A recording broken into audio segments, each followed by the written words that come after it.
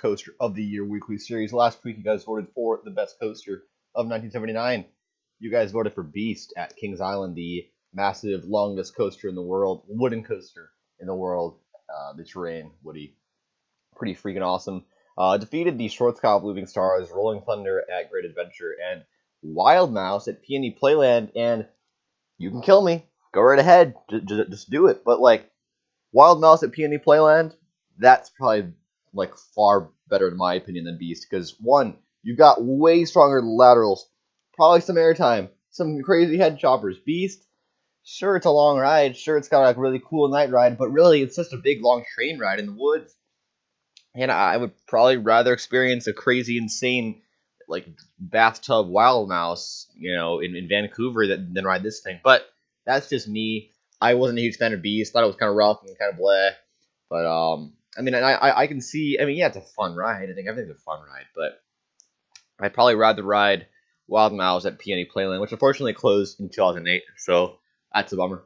Anyway, I could see an argument for the Schwarzkopf Looping Star clones as well. Those are also great rides too. So Beast still a great ride, and I expected this to win, but I wish Wild Mouse at PNE Playland or like any kind of wooden Wild Mouse would get a lot more recognition because those things are awesome. All right, moving on. You're going to be voting for one of these four coasters I'm about to list for you for the best coaster of the year 1980. We've got Nessie Super Roller Coaster at Hansa Park, the custom Schwarzkopf looping coaster. You've got Judge Roy Scream at Six Flags Over Texas, a William Cobb wooden coaster.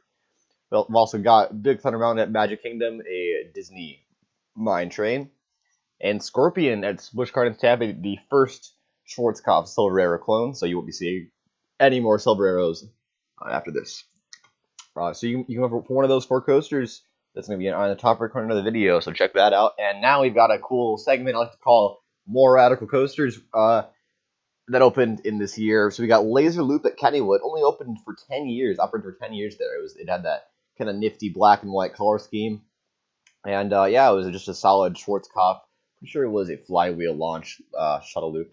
There was also an Aero shuttle loop at Tokyo Dome City, one of the many shuttle loops that opened up in Japan in this year, which is kind of interesting. It's also called Boomerang, which is kind of funny how it's not actually a boomerang. It came 4 years before any actual Vekoma boomerangs were made. We also had Carolina Cyclone at Carowinds opened this year. Corkscrew Valley Fair pictured there, back when it had its blue color scheme. Now it's orange and yellow. That opened this year. Solid little loop screw. Also, another shuttle loop at Capapia, the Meisho shuttle loop, opened this year.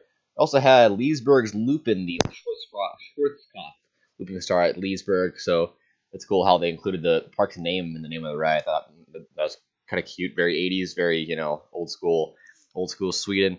Also, of course, the very infamous and strange ride Orient Express, the only other like full circuit interlocking loops, and also had the first Batwing ever, actually, like the corkscrew to half loop, corkscrew out of there, and the Viper has one. After and Montu have that. So it all started with Orient Express. He also had Roaring Tornado, the Aero shuttle loop at Magic Springs and Crystal Falls, that operated there for 9 years and was moved to Illich Gardens, the original, in 1990, and then it was moved to the new one when they switched over. So yeah, Roaring Tornado is still operating today over at Illich Gardens. And guess what? There's even more radical coasters this year. And picture all these here are just six more shuttle loops, 5 more shuttle loops, and also a mine train and an Aero loop screw. So you can all check that out. I don't want to explain all of them. I know shuttle loop at Nagashima is still operating, but shuttle loop at Tashimayan is not. I'm pretty sure that one was relocated to Europe and it's operating this year. Not 100% on that, but that's still an interesting fact. There's also, of course, Super Camel Coaster, which is really cool little Meisho mine train. It's got those really wonky, suspicious turns. And also Space Salamander at Expo, an awesome name. Unfortunately, it closed in 2007 when, of course, Fujin Raijin 2 derailed and killed a lady. And yeah, so that happened. So thanks for watching. great note to end it on there, guys. See you later.